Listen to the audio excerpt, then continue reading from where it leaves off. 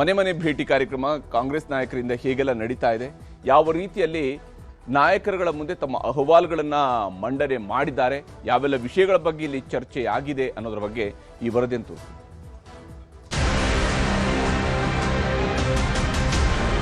13-18 ಸಿದ್ದರಾಮಯ್ಯ, 23-28 ಸಿದ್ದರಾಮಯ್ಯ, ಅಥವಾ 23ರಿಂದ ಇಲ್ಲಿನವರೆಗೂ ಸಿದ್ದರಾಮಯ್ಯ, ಅಜಗಜಾಂತರ ವ್ಯತ್ಯಾಸ ಇದೆ. ಅಭಿಪ್ರಾಯ ಅವರವರ ಪ್ರೀತಿ ವಿಶ್ವಾಸಕ್ಕೆ ಅವ್ರು ಮಾತಾಡ್ತಾರೆ. ನಮ್ಮೆಲ್ರಿಗೂ ಆಸೆ ಡಿ.ಕೆ. ಶಿವಕುಮಾರ್ ಅವ್ರಿಗೆ ಅಧಿಕಾರ ಸಿಕ್ಕಬೇಕು.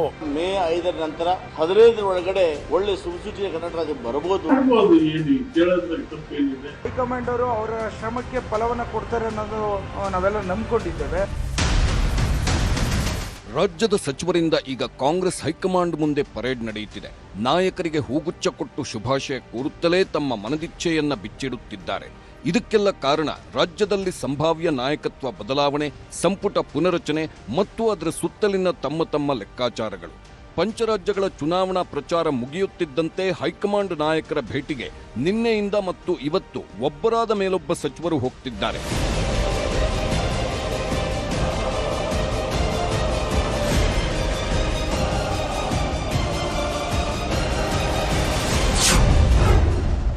ಮೊನ್ನೆ ರಾತ್ರಿಯೇ ದೆಹಲಿಗೆ ಹೋಗಿದ್ದ ಸತೀಶ್ ಜಾರಕಿಹೊಳಿ ಅವರು ಮಲ್ಲಿಕಾರ್ಜುನ್ ಖರ್ಗೆ ಹಾಗೂ ರಣದೀಪ್ ಸುರ್ಜೇವಾಲಾರನ್ನ ಭೇಟಿ ಮಾಡಿದ್ದ. ಸತೀಶ್ ಬೆನ್ನಲ್ಲೇ ಹೋಗಿದ್ದ ಸಚಿವ ಎಚ್.ಸಿ. ಮಹದೇವಪ್ಪ ಕೂಡ ಮಲ್ಲಿಕಾರ್ಜುನ್ ಖರ್ಗೆ ಹಾಗೂ ರಣದೀಪ್ ಸುರ್ಜೇವಾಲಾರನ್ನ ಭೇಟಿ ಮಾಡಿದ್ದರು. ಇವತ್ತು ದಿಲ್ಲಿಗೆ ಹೋಗಿದ್ದ ಆಹಾರ ಸಚಿವ ಮುನಿಯಪ್ಪ ಖರ್ಗೆ ಹಾಗೂ ಕೆ.ಸಿ. ವೇಣುಗೋಪಾಲ್ ಅವರನ್ನ ಭೇಟಿ ಮಾಡಿ ಚರ್ಚಿಸಿದ್ದಾರೆ. ಮೊನ್ನೆಯಷ್ಟೇ ದೆಹಲಿಯಲ್ಲಿ ಎಐಸಿಸಿ ಅಧ್ಯಕ್ಷ ಮಲ್ಲಿಕಾರ್ಜುನ್ ಖರ್ಗೆ ಅವರ ಜೊತೆ ಡಿಕೆ ಬ್ರದರ್ಸ್ ಸುಮಾರು 1.5 ಗಂಟೆ ಕಾಲ ರಾಜ್ಯ ರಾಜಕೀಯದ ಬಗ್ಗೆ ಚರ್ಚಿಸಿ ಬಂದಿದ್ದರು. ಇದರ ಬೆನ್ನಲ್ಲೇ ನಿನ್ನೆ ಮಲ್ಲಿಕಾರ್ಜುನ್ ಖರ್ಗೆ ಜೊತೆ 1 ಗಂಟೆಗಳ ಕಾಲ ಚರ್ಚೆ ನಡೆಸಿದ್ದಾರೆ ಸತೀಶ್ ಜಾರಕಿಹೊಳಿ. ನಾಯಕತ್ವ ಬಿಕ್ಕಟ್ಟಿನಿಂದ ಪಕ್ಷದಲ್ಲಾಗಿರುವ ಬೆಳವಣಿಗೆಗಳ ಬಗ್ಗೆ ವಿವರಣೆ ನೀಡಿದ್ದಾರೆ. ಮುಸ್ಲಿಂ ಸಮುದಾಯದ ಮುನಿಸು ಬೇಸರದ ಬಗ್ಗೆಯೂ ಖರ್ಗೆ ಗಮನಕ್ಕೆ ತಂದಿದ್ದಾರೆ ಎನ್ನಲಾಗಿದೆ. ಇತ್ತೀಚಿನ ಬೆಳವಣಿಗೆಗಳಿಂದಾಗಿ ಸಾಂಪ್ರದಾಯಿಕ ಅಹಿಂದ ಮತಗಳು ವಿಮುಖವಾಗುವ ಲಕ್ಷಣಗಳು ಗೋಚರಿಸುತ್ತಿವೆ. ಹೀಗೆ ಆದರೆ 2028ರ ಚುನಾವಣೆ ಎದುರಿಸೋದು ಕಷ್ಟವಾಗಲಿದೆ. ನಾಯಕತ್ವ ಬದಲಾವಣೆ ವಿಚಾರದಲ್ಲಿ ಕೂಡಲೇ ಹೈಕಮಾಂಡ್ ಮಧ್ಯಪ್ರವೇಶ ಮಾಡಬೇಕು. ನಾಯಕತ್ವ ಬದಲಾವಣೆ ಗೊಂದಲಕ್ಕೆ ತೆರೆ ಎಳೆಯಬೇಕು. ಸಂಪುಟ ಪುನರಚನೆ ಮಾಡಿ ಹೊಸಬರಿಗೆ ಅವಕಾಶ ಕೊಡಬೇಕು. ರಾಜ್ಯದಲ್ಲಿ ರಾಜಕೀಯೇತರವಾಗಿ ಅಹಿಂದ ಸಮಾವೇಶ ಆಯೋಜನೆ ಮಾಡಲು ನಿರ್ಧರಿಸಿದ್ದೇವೆ. ಅಹಿಂದ ಸಮಾವೇಶಕ್ಕೆ ಪೂರಕವಾಗಿ 224 ಕ್ಷೇತ್ರಗಳ ಸರ್ವೆ ಮಾಡಿಸಿದ್ದೇವೆ. ಸದ್ಯಕ್ಕೆ ಚುನಾವಣೆ ನಡೆದರೆ ಹಾಲಿ 40 ಮಂದಿ ಶಾಸಕರು ಸೋಲುವ ಸಾಧ್ಯತೆಗಳಿವೆ ಎಂಬ ವರದಿ ನಮ್ಮ ಬಳಿ ಇದೆ. ಪಕ್ಷದಲ್ಲಿ ನಾಯಕತ್ವದ ಬಗೆಗಿರುವ ಗೊಂದಲಗಳಿಂದಾಗಿ ಗ್ಯಾರಂಟಿಗಳ ಫಲ ಪಕ್ಷಕ್ಕೆ ಸಿಕ್ತಿಲ್ಲ ಅಂತಾನು ವಿವರವಾಗಿ ಮನವರಿಕೆ ಮಾಡಿಕೊಟ್ಟಿದ್ದಾರೆ.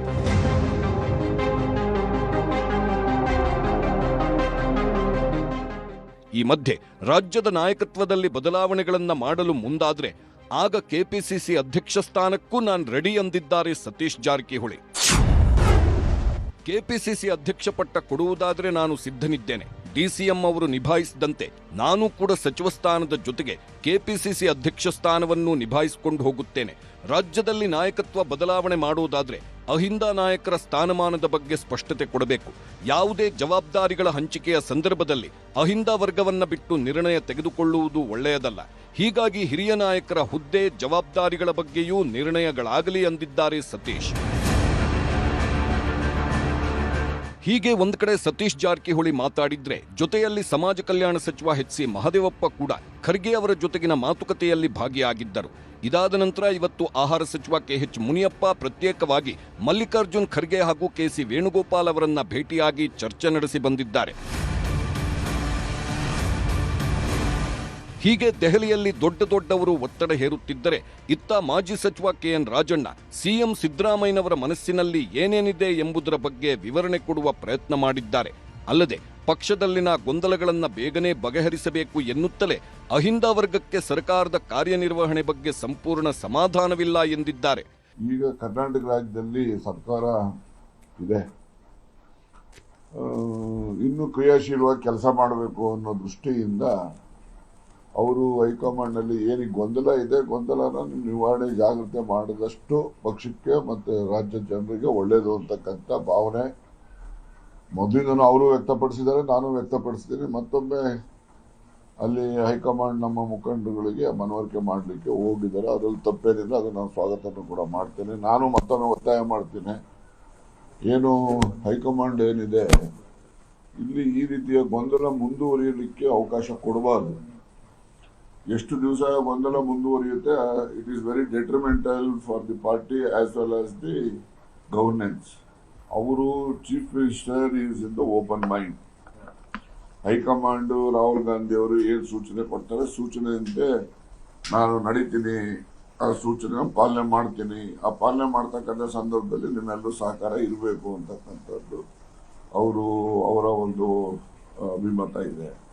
ಸೊ ಆ ದೃಷ್ಟಿಯಲ್ಲಿ ಆ ಚರ್ಚೆನೂ ಕೂಡ ಅಷ್ಟೇ. ಈಗ ಹೈಕಮಾಂಡ್ ಈಗ ರಾಹುಲ್ ಗಾಂಧಿ ಅವರು ಏನು ಹೇಳ್ತಾರೆ ಅದನ್ನ ಕೇಳ್ತೀನಿ ಅನ್ನೋದನ್ನ ಪದೇ ಪದೇ ರೀಟರೇಟ್ ಮಾಡಿದ್ದಾರೆ ಮುಖ್ಯಮಂತ್ರಿಗಳು ಕೂಡ. ಅವರು ಎಲ್ರಿಗೂ ಹೇಳಿದ್ದು ಏನ್ ತೀರ್ಮಾನ ಕೊಡ್ತಾರೆ ತೀರ್ಮಾನದಂತೆ ನಾವೆಲ್ಲ ನಡ್ಕೊಂಡು ಹೋಗೋಣಪ್ಪ ಅಂತಕ್ಕಂಥ ಸಲಹೆ ಅವರು ಕೂಡ ಮಾಡಿದ್ದಾರೆ. ಅದಕ್ಕೆ ಎಲ್ಲ ಸಚಿವರು ಕೂಡ ಒಪ್ಪಿದ್ದಾರೆ. ಸಿದ್ದರಾಮಯ್ಯ ನಂತರ ನಾವು ದಲಿತ ಮುಖ್ಯಮಂತ್ರಿ ಕ್ಲೈಮ್ ಮಾಡ್ತೀನಿ ಅಂತ ಬಹಿರಂಗವಾಗಿ ಹೇಳಿದ್ವಿ. ತಪ್ಪೇನಿದೆ, ನಾವು ಅದು ಬದ್ಧ. ದಲಿತ ಮುಖ್ಯಮಂತ್ರಿ ಆಗ್ಬೇಕು ಅಂತಕ್ಕಂಥ ನಮ್ಮ ಬದ್ಧ. ಪಕ್ಷದ ಸಾರಥ್ಯವು ಬದಲಾಗಬೇಕು ಅಂತ ಏನಾದ್ರು ಎಲ್ಲರೂ ಬದಲಾಗಬೇಕು. ಯಾವ ಮಂತ್ರಿಗಳು ಬದಲಾಗಬೇಕು ಅಂತ ಅಂದಾಗ ಪಕ್ಷದ ಸಾರಥ್ಯನು ಯಾಕೆ ಬದಲಾಗಬಾರ್ದು? ಅದೆಲ್ಲನೂ ಅಂತಿಮವಾಗಿ ಹೈಕಮಾಂಡ್ ನಿರ್ಣಯ ಮಾಡ್ತಾರೆ. ನೋಡ್ರಿ, ಮುಂದಿನ ಚುನಾವಣೆ ಏನಿದೆಯಲ್ಲ ಇನ್ನೂ 2 ವರ್ಷ ಇದ್ದಾವೆ. 2 ವರ್ಷದ ಚುನಾವಣೆ ಫಲಿತಾಂಶದ ಬಗ್ಗೆ ಈಗೇನೆ ನಾವು ಯಾವ್ದು ರೀತಿ ಆಗಬಹುದು ಅಂತಕ್ಕಂಥದ್ದು. ಯಾಕೆಂದ್ರೆ politics it is A fast changing instrument in the earth. ಈಗ 1 ನಿಮಿಷಕ್ಕೆ ಏನ್ ಬೇಕಾದ್ರೂ ಆಗ್ಬೋದು, ಗೊತ್ತಾಯ್ತಾ?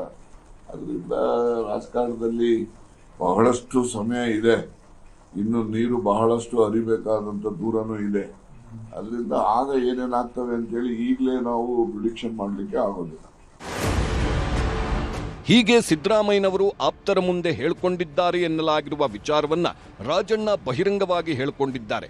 ಹಾಗಿದ್ದರೂ ಸಿದ್ದರಾಮಯ್ಯನವರ ಹಿಂದಿನ ಅವಧಿಗೂ ಈಗಿನ ಅವಧಿಯ ಕಾರ್ಯನಿರ್ವಹಣೆಗೂ ಬಹಳ ವ್ಯತ್ಯಾಸಗಳಿವೆ ಎಂದಿದ್ದಾರೆ. ಆಲ್ ಪಾಲಿಟಿಷಿಯನ್ಸ್ ಯಾರಿಗೇನು ಅಧಿಕಾರ ಅಂತಕ್ಕಂಥದ್ದು ಅದು ಶಾಶ್ವತವಾದಂಥದ್ದಲ್ಲ. ಅಧಿಕಾರ ಕಳ್ಕೊಂಡವರು ಗಳಿಸ್ತಾರೆ, ಗಳಿಸಿರ್ತಕ್ಕಂಥವ್ರು ಉಳಿಸ್ಕೊಂಡು ಹೋಗೋದಕ್ಕೆ ಪ್ರಯತ್ನ ಮಾಡ್ತಾರೆ. ಇದೆಲ್ಲ ಪ್ರಕ್ರಿಯೆ ನಿರಂತರವಾಗಿ ನಡೆಯುವಂಥದ್ದು. ಅವರು ಚೀಫ್ ಮಿನಿಸ್ಟರ್ ಮನಸ್ಥಿತಿ, ಹೈಕಮಾಂಡ್ಸ್ ಏನು ರಾಹುಲ್ ಗಾಂಧಿ ಅವರು ಏನು ನಿರ್ದೇಶನ ಕೊಡ್ತಾರೆ ನಿರ್ದೇಶನದಂತೆ ಅಧಿಕಾರ ತ್ಯಾಗ ಮಾಡೋಕ್ಕೂ ಸಿದ್ಧ ಇದ್ದಾರೆ, ಮತ್ತೆ ಅಧಿಕಾರದಲ್ಲಿ ಮುಂದುವರಿಯೋಕ್ಕೂ ಸಿದ್ಧ ಇದೆ. ನಾನು ನೋಡಪ್ಪ, ನಿಮ್ಗೆ ನೀವೊಂದು ಕೆಲಸ ಮಾಡಿ, ನೀವೊಂದು ಪ್ರಚಾರ ಮಾಡೋಕ್ಕೆ 13-18 ಸಿದ್ದರಾಮಯ್ಯ, 23-28 ಸಿದ್ದರಾಮಯ್ಯ, ಅಥವಾ 23ರಿಂದ ಇಲ್ಲಿನವರೆಗೂ ಸಿದ್ದರಾಮಯ್ಯ, ಅಜಗಜಾಂತರ ವ್ಯತ್ಯಾಸ ಇದೆ. ಅದು ಜನ ಅದನ್ನು ಹೇಳ್ತಾರಷ್ಟೇ. ಇವೆಲ್ಲ ಒಂದು ಕಡೆ ನಡೆಯುತ್ತಿದ್ರೆ ಸಂಪುಟ ಪುನರಚನೆ ಪ್ರಸ್ತಾಪವಾಗುತ್ತಿದ್ದಂತೆ ಸಚಿವ ಸ್ಥಾನದ ಆಕಾಂಕ್ಷಿಗಳು ಕೂಡ ದೆಹಲಿಗೆ ತೆರಳುತ್ತಿದ್ದಾರೆ. ಸಿಎಂ ರಾಜಕೀಯ ಕಾರ್ಯದರ್ಶಿ ಬಸವರಾಜ ರಾಯರೆಡ್ಡಿ, ಶಿವಾಜಿನಗರ ಶಾಸಕ ರಿಜ್ವಾನ್ ಅರ್ಷದ್, ಸಿಂಧನೂರು ಶಾಸಕ ಹಂಪನಗೌಡ ಬಾದರ್ಲಿ ಹಾಗೂ ಎಂಎಲ್ಸಿ ಸಲೀಂ ಅಹಮದ್ ದೆಹಲಿಗೆ ಹೋಗಿದ್ದಾರೆ. ಮತ್ತೊಂದಷ್ಟು ಶಾಸಕರು ಜಾತಿ, ಸಮುದಾಯ, ವಲಯವಾರು ಮಾನದಂಡಗಳ ಪರಿಗಣನೆಗೆ ಒತ್ತಾಯ ಮಾಡುತ್ತಿದ್ದಾರೆ. ಕಾಂಗ್ರೆಸ್ ಸರ್ಕಾರದಲ್ಲಿ ವಿಶೇಷವಾಗಿ ಎಲ್ಲ ಜಾತಿಯವರಿಗೆ, ಅಲ್ಪಸಂಖ್ಯಾತರಿಗೆ, ಹಿಂದುಳಿದವರಿಗೆ, ದಲಿತರಿಗೆ ಅವಕಾಶ ಕೊಡ್ತಕ್ಕಂಥದ್ದು ಹಿಂದಿನಿಂದಲೂ ಕೂಡ ಬಂದಿದೆ. ಆದರೆ ಈ ಬಾರಿ ನಮಗೆಲ್ಲ ವಿಶ್ವಾಸ ಇದೆ, ಯಾವುದೇ ಕಾರಣಕ್ಕೂ ಕೂಡ ಕ್ಯಾಬಿನೆಟ್ ಬದಲಾವಣೆ ಆಗ್ತಕ್ಕಂಥದ್ದು ಮುಂದಕ್ಕೆ ಹೋಗೋದಿಲ್ಲ, ಬದಲಾವಣೆ ಆಗ್ತದೆ. ನಂತರ ಮೇ 5 ನಂತರ 15 ಒಳಗಡೆ ಒಳ್ಳೆ ಸುಸೂಚಿತ ಕರ್ನಾಟಕ ರಾಜ್ಯ ಬರಬಹುದು ಅಂತ ನಾವಾದರೂ ಕೂಡ ಆಶಾಭಾವನೆಯಿಂದ ಇದ್ದೇವೆ. ಸಿದ್ದರಾಮಯ್ಯ ಸಾಹೇಬರು ಕುರುಬ ಸಮುದಾಯದಿಂದ ಮುಖ್ಯಮಂತ್ರಿಗಳಾಗಿಲ್ಲ, ಎಲ್ಲಾ ಸಮಾಜದವರ ಪ್ರೀತಿ ವಿಶ್ವಾಸದಿಂದ ಆಗಿದ್ದಾರೆ. ಅದಕ್ಕೆ ಸಮಾಜ ಕನ್ಸಿಡರ್ ಮಾಡಬೇಡ್ರಿ, ಈ ಭಾಗಕ್ಕೆ ಒಂದು ಕೊಡ್ರಿ ಅಂತ ಪ್ರಸ್ತಾಪ ಮಾಡಿದ್ದಾರೆ ಸರ್. ಮಾಡ್ಬೋದು, ಏನು ಕೇಳೋದ್ರಾಗ ತಪ್ಪೇನಿದೆ, ಕೇಳಿರ್ಬೋದು. ಹೈಕಮಾಂಡ್ ಅವರು ಅವರ ಶ್ರಮಕ್ಕೆ ಫಲವನ್ನ ಕೊಡ್ತಾರೆ ಅನ್ನೋದು ನಾವೆಲ್ಲ ನಂಬ್ಕೊಂಡಿದ್ದೇವೆ. DK ಶಿವಕುಮಾರ್ ಅವ್ರಿಗೆ ಅಧಿಕಾರ ಸಿಕ್ಕಬೇಕು. ಇದೆಲ್ಲ ಒಂದು ಕಡೆ ನಡೆಯುತ್ತಿದ್ರೆ ಮತ್ತೊಂದೆಡೆ DK ಶಿವಕುಮಾರ್ ಅವರ ಬರ್ತ್ಡೇ ಹೈಕಮಾಂಡ್ನಿಂದ ಸಿಎಂ ಕುರ್ಚಿಯ ಗಿಫ್ಟ್ ಸಿಗುತ್ತೆ ಎಂದು ಅವರ ಬೆಂಬಲಿಗರು ಬಲವಾಗಿ ನಂಬಿದ್ದಾರೆ. ಅವರು ಯಾವ ವಿಷಯಕ್ಕೆ ಹೋಗಿದಾರೋ ಅದು ನನಗೆ ಗೊತ್ತಿಲ್ಲ. ಅವರು ಜಾರಕಿಹೊಳಿ ಇರ್ಬೋದು, ಮಾದೇವಪ್ಪನವ್ರು ಇರ್ಬೋದು, ನಮ್ಮ ಹಿರಿಯ ಸಚಿವರುಗಳು ರಾಜ್ಯದ ಬಗ್ಗೆ ಚಿಂತನೆ ಇಟ್ಟು ಹೋಗಿ ಮಾತಾಡ್ಲಿಕ್ಕೆ ಹೋಗಿದ್ದಾರೆ ಅಂದ್ಕೊಂಡಿದ್ದೀನಿ. ಮೇ 15ಕ್ಕೆ DK ಶಿವ ಬರ್ತಾರೆ, ಗಿಫ್ಟ್ ಸಿಗುತ್ತಾ ಹೈಕಮಾಂಡ್? ನಮ್ಮೆಲ್ರಿಗೂ ಆಸೆ DK ಶಿವಕುಮಾರ್ ಅವ್ರಿಗೆ ಅಧಿಕಾರ ಸಿಕ್ಕಬೇಕು. ಅವರ ಮಾರ್ಗದರ್ಶನದಲ್ಲಿ ಅನೇಕ ಅಭಿವೃದ್ಧಿ ಕೆಲಸಗಳಿಗೆ ನಾವೆಲ್ಲರೂ ಕೂಡ ಚಾಲನೆಯನ್ನು ನೋಡಬೇಕು, ಈ ರಾಜ್ಯದ ಅಭಿವೃದ್ಧಿ ನೋಡ್ಬೇಕಂತ ಹೇಳಿ ಸಾಕಷ್ಟು ಶಾಸಕರುಗಳು, ಸಚಿವರುಗಳು, ಕಾರ್ಯಕರ್ತರುಗಳು, ಮುಖಂಡರುಗಳು, ಸಾರ್ವಜನಿಕರು ಎಲ್ಲರೂ ಕೂಡ ಆ ಬಯಕೆಯನ್ನು ಇಟ್ಕೊಂಡಿದ್ದಾರೆ. ನಾನು ಅಂದ್ಕೊಂಡಿದ್ದೀನಿ ಮೇ 15 ಅವ್ರಿಗೆ ಅಧಿಕಾರ ಸಿಗ್ತದೆ ಅಂತ ಆಸೆ, ಅಭಿಲಾಷ ನನ್ನ ಮನಸ್ಸಲ್ಲೂ ಇದೆ. ಜಾತಿ ಧರ್ಮಗಳಿಲ್ವ, ಎಲ್ಲರೂ ಈಗ ಮೊನ್ನೆ ಲಿಂಗಾಯತರುಗಳು ನಮ್ಮ ಎಲ್ಲರನ್ನು ಕಿತ್ತಾಡ್ಕೊಂಡು ಎಲ್ಲರೂ ನೋಡ್ಲಿವ ನೀವೆಲ್ಲರೂ ಕೂಡ. ಎಲ್ಲದ್ರಲ್ಲೂ ಇರ್ತದೆ, ಅದೆಲ್ಲ ಸರ್ವೇ ಸಾಮಾನ್ಯ. ಅವೆಲ್ಲರೂ ನಾನು ಅದಕ್ಕೆಲ್ಲ ದೊಡ್ಡದಾಗಿ ನಾನು ಮಾತಾಡೋಕೆ ಇಷ್ಟ ಇರಲ್ಲ. ಸದ್ಯಕ್ಕೆ ರಾಜಕಾರಣದಲ್ಲಿ ಒಂದು ಬದಲಾವಣೆ ಆಗಲಿ ಅಂತೇಳಿ ನಾವೆಲ್ಲ ಬಯಸಿದ್ದೀವಿ. ಕಡೆಯ ಡೇಟ್ ಕೊಡ್ತಾ ಇದೀವಲ್ಲ, ಅಷ್ಟೇ. ಅದೇ ಫೈನಲ್ ಡೇಟ್ ನಮ್ದೆಲ್ಲರದ್ದು.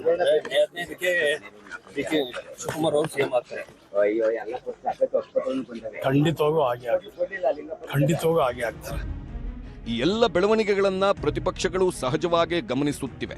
ಕಚ್ಚಾಟ ಬಿಟ್ಟು ರಾಜ್ಯದ ಜನರ ಸಮಸ್ಯೆಗಳತ್ತ ನೋಡಿ ಎಂಬ ಸಲಹೆ ನೀಡಿದ್ದಾರೆ. ಇಲ್ಲಿ ಇರೋಂಥ 2 ವರ್ಷ ಅದನ್ನ ಡೆಲ್ಲಿಯಲ್ಲಿ ಕಳೀತಾ ಇದ್ದಾರೆ. ಈಗಾಗಲೇ ಎಲ್ಲ MLAಗಳು ಡೆಲ್ಲಿ ಟೂರ್ ಮಾಡಿ ಒಂದು ಕಡೆ ಸಿದ್ದರಾಮಯ್ಯ ಇಳಿಸುವಂತ ಒಂದು ಗ್ಯಾಂಗು ಡೆಲ್ಲಿಗೆ ಹೋಗ್ತಾ ಇದೆ.